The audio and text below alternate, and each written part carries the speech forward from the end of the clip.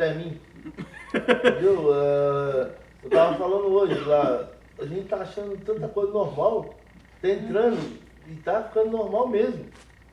Daqui a pouco você não vai achar aquilo que eu achava absurdo, a Letícia talvez não vai achar e ela vai estar, em nome de Jesus, ela vai estar no caminho de Deus. E aí? Não vai ser absurdo para ninguém. O que é absurdo para mim, não vai ser absurdo para a Letícia, ela não vai ser absurdo para ele, e eles vão criar em nome de por isso no que a caminho de Bíblia Cristo. fala para ensinar a criança no caminho que ela deve andar. Eu sei, mas o que era absurdo para o meu pai, hoje já não é para mim. E eu sei que é pecado, eu sei que está errado, mas para mim é comum. O que nós temos que ter fé é que o Espírito de Deus guiará a igreja até o final. Que aí vem a palavra do Romano, não vos conformeis, tá? Transformar. Porque hoje o mundo está muito ruim, muito ruim. Vai ficar pior. Vai ficar pior. Agora, no tempo, quando a igreja começou, era um pouquinho pior. Você acha? É outro tipo de pior. Por exemplo, a igreja começando em Roma era terrível. O Júlio César escolhia um menino e falava, quero que lá com o meu amante, castra ele. Era normal. Era o quê? Castra. Não, pega aquele menino como o quê? Castra ele que eu quero que ele seja meu amante. Para ter relações com Hoje tá... E aí trazia o menino para ele e era normal, ninguém dizia, não tinha quem dizia assim, isso não pode, isso é errado, né? O pai tinha um filho lá de 15 anos, falava, não quero mais filho não, vou matar ele. Matava, era normal. A igreja, aos pouquinhos, que foi sendo luz do mundo e sal da terra, que foi mudando, até que Constantino se converte, né? Mas era terrível, os costumes, por exemplo, aqueles que levavam os filhos e queimavam para os ídolos, né? Levavam o filho ali no altar do ídolo, metia fogo na criança viva ali e sacrificava o ídolo. Para eles era coisa normal. Mas hoje em dia também não está muito longe disso. Não está muito longe. Mas a igreja sempre esteve ali. E a igreja sempre enfrentou problemas. Né? Sempre no meio da igreja o Espírito Santo vai guiar a igreja no caminho. Isso aí, é só convivência. Fora do convívio é difícil. Essa semana eu tive a experiência que a gente está dando discipulado para alguns adolescentes, né? A Júlia está dando, eu também. E essa semana eu conversando com a pessoa que eu estava dando discipulado, e eu perguntei qual é um versículo assim que você gosta, um versículo que você entende, que fala com você alguma coisa. Aí falou assim, é aquele de João 3,16, né? Aí eu falei, por quê? Aí eu falei assim, nossa, ela entendeu que Jesus morreu na cruz por nós, que não precisava fazer isso. Então ela teve um entendimento que não é pessoas que vai fazer a pessoa entender, é só o Espírito Santo de Deus que vai trazer essa consciência, né? Então você vê a grandeza de Deus nisso.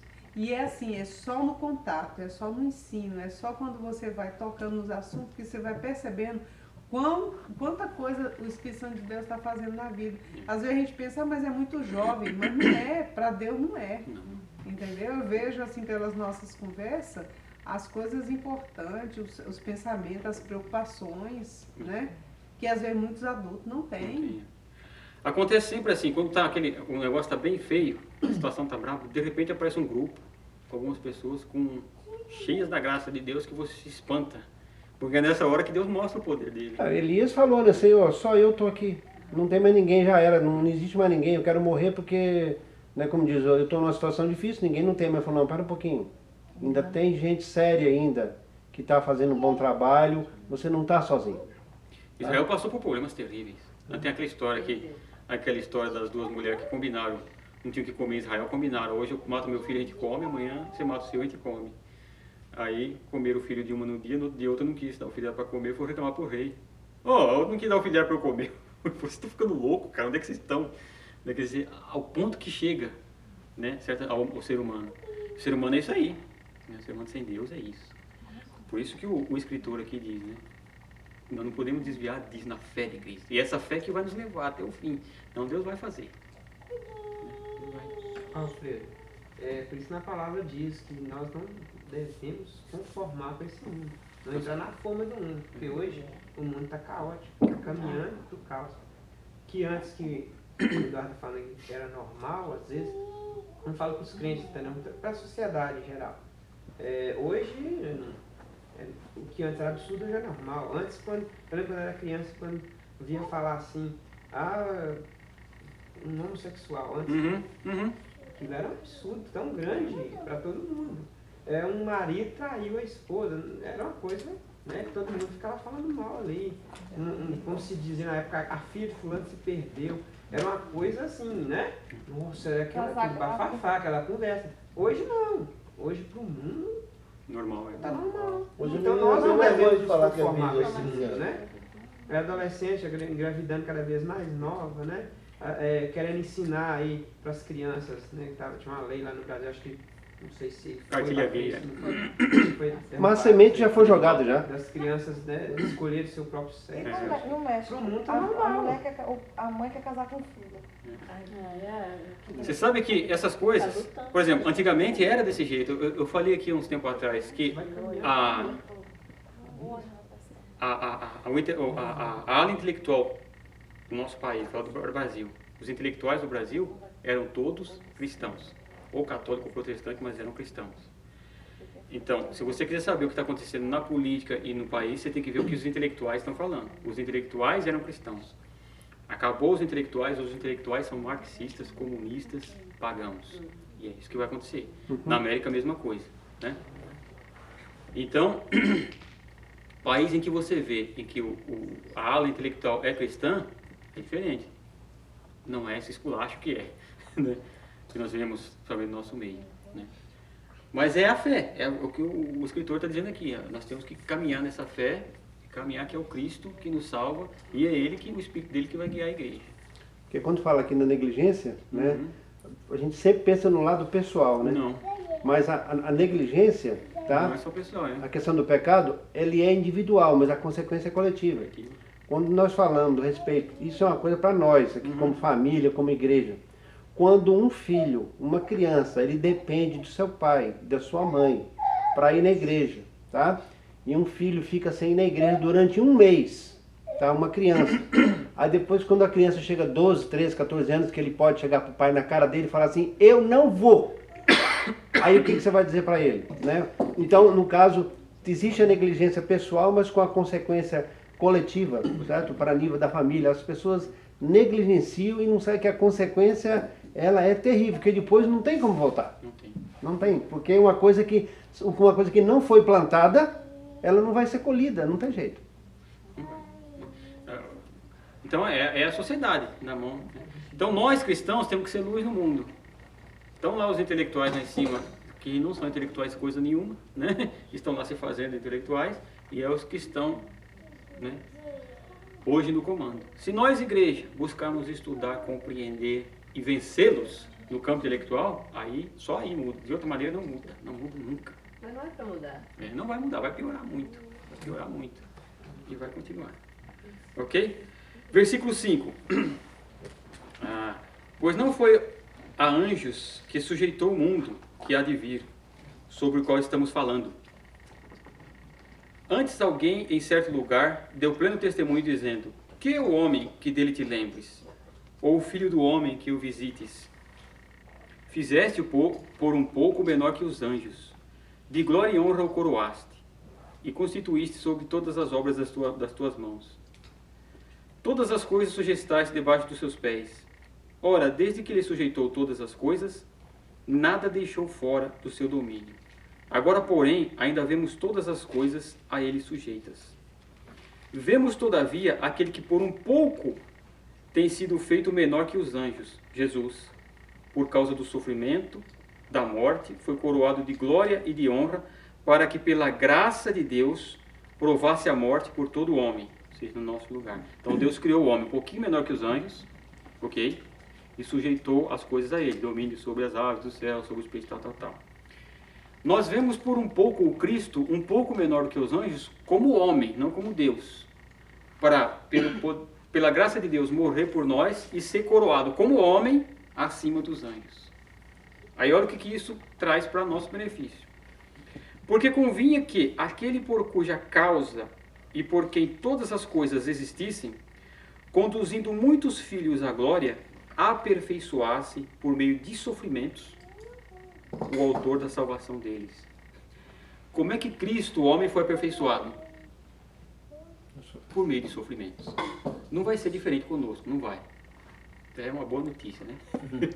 Não vai ser diferente conosco. É o mesmo caminho. Pois tanto o que santifica como os que são santificados, todos vêm de um só. Tanto nós, que somos santificados, como o que santifica, que é o Cristo, vem de um só, que é do Pai. Por isso é que ele não se envergonha de lhes chamar de irmãos, dizendo: a meus irmãos declarei o teu nome, cantar-te-ei louvores no meio da congregação. Olha isso aqui.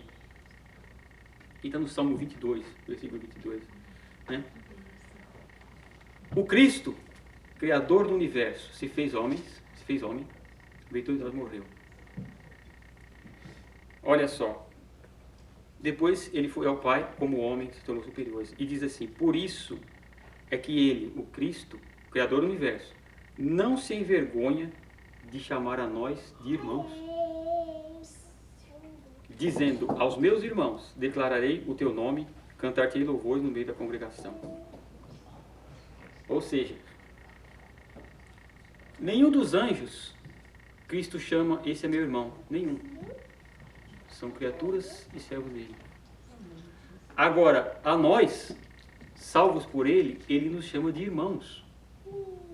Diz que ele não se envergonha de chamar nós de irmãos. Onde eu morava, nós tínhamos uma brincadeira, que quando a gente queria brincar com alguém, chegava um camarada meio maluco, um camarada meio bêbado, um camarada que fazia todo mundo, que era uma vergonha, vamos supor.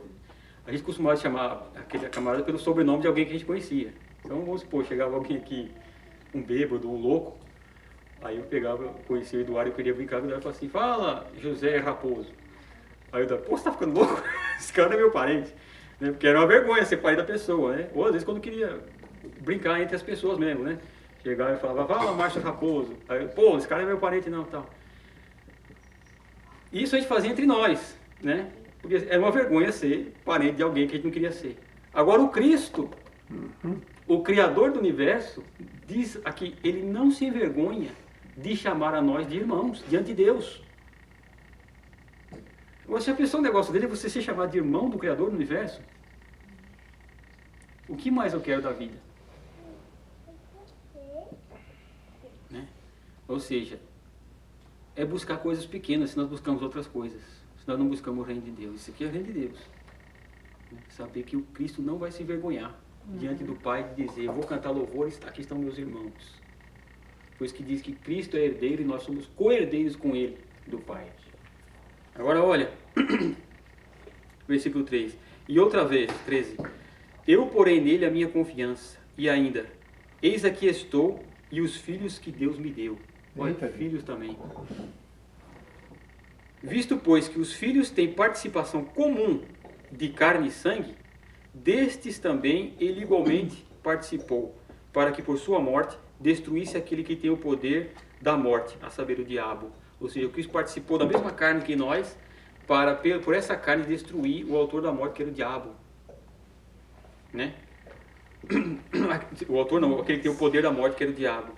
E livrasse todos que, pelo pavor da morte, estavam sujeitos à escravidão por toda a vida. Ou seja, já não nos mete medo mais a morte. Né? Pois ele, evidentemente, não socorre anjos. Cristo não se fez anjo para salvar os anjos, mas socorre a descendência de Abraão. Olha só, por isso mesmo convinha que todas as coisas se tornassem semelhante aos irmãos, para ser misericordioso e fiel, sumo sacerdote nas coisas referentes a Deus e para fazer propiciação pelos pecados do povo. Pois naquilo que ele mesmo sofreu, tendo sido tentado, é poderoso para socorrer os que são tentados. Ou seja, o Cristo se faz homem. Irmão, todas as tentações que nós sofremos, Cristo intercede por nós, sabe por quê? Porque ele sofreu na pele como homem. Nunca pecou. Mas ele sabe que nós não temos forças e pecamos. Então, por que ele intercede por nós? Ele foi homem. Se tornou nosso irmão. Por isso que diz: não é a anjos que ele socorre. Deus não se fez anjo para salvar anjo. Ele se fez homem para salvar homem. Então ele tem misericórdia de nós. Ele está diante do Pai. Por isso que diz: só um mediador entre Deus e os homens. Jesus Cristo, homem. Né? Se faz homem, desce do céu, se faz o Criador do universo, Deus de Deus, se faz homem, se torna homem, morre por nós, vai diante de Deus, nos chama de irmão e ainda intercede por Deus. Pai, eu sei o que ele está passando, eu sei essa tentação, porque eu também passei na minha carne, porque eu fui carne. E é essa a nossa fé. Por isso que o ministério de Jesus foi tão curto, talvez. Ele viveu mais como homem, não que ele pecou, mas ele viveu mais como homem para ter um ministério mais... Ele viveu os 30 anos, 29, 30 anos da vida dele como homem. E os 3 anos de ministério também como homem. Mas ali 30 vivendo... anos foi uma vida normal, né? Experimentado, por isso que diz que ele foi experimentado em trabalhos, né? Sofreu, aprendeu o quê? No caso, ele julgou com ambição, Com tudo.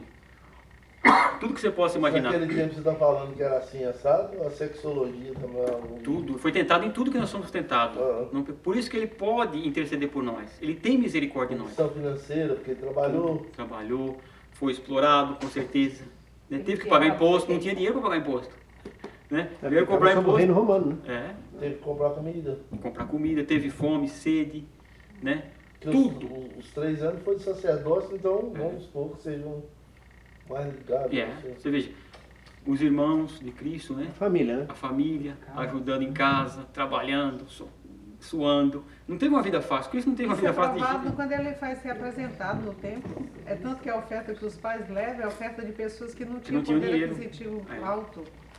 Porque a oferta vai dizendo assim, quando você for levar a mulher para se purificar, então ofereça isso, ofereça aquilo. Se não tiver dinheiro, ele vai diminuindo. Se de tudo você não tiver dinheiro, oferece uma pombinha e 2 rolas. Foi isso que a Maria ofereceu, porque não tinha dinheiro. Na apresentação dele no templo. Você vê o que passou Cristo, o Criador do universo, de todas as coisas. Ele criou tudo, passou por isso. Então ele sabe o que nós passamos, por isso que ele pode interceder por nós. Você está passando por um problema difícil? Cristo falou, eu também passei, eu vou interceder por você porque eu sei que você passou, eu estou com você. Né? Então ele intercede nas nossas tentações, nas nossas dificuldades, nos nossos problemas, por quê? Porque ele também foi homem. E ele está no céu com um corpo glorioso, mas homem, por isso que diz que Jesus Cristo é o mediador entre Deus e os homens. Jesus Cristo que homem, né? Como nós. E não se envergonha de dizer que nós somos irmãos. Agora eu fico pensando, meus irmãos, quem é o homem para que Deus se lembre dele? Né? Quem sou eu? E o Cristo vai lá, o Criador do Universo, me chamar a mim e a você de irmão e irmã. Mas já que ele chamou, também não podemos se menosprezar tanto, não. Se nós somos irmãos. No mundo homem, não são só grãozinhos de areia, não. Olha aí, não é?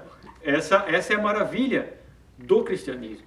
Então, você perder tempo com o cristianismo, dizendo, procurando resolver problemas imediatos e procurando coisas daqui da vida, é uma perca de tempo enorme, sendo que nós temos coisas superiores. Por isso que Paulo fala, irmãos, buscai as coisas lá de cima, lá do alto, onde está Cristo sentado. Pensai nas coisas eternas, porque as coisas invisíveis são eternas, as coisas visíveis são passageiras. Tem crente que se rebaixa até perante os outros, só para alcançar uma salvação que já é dele.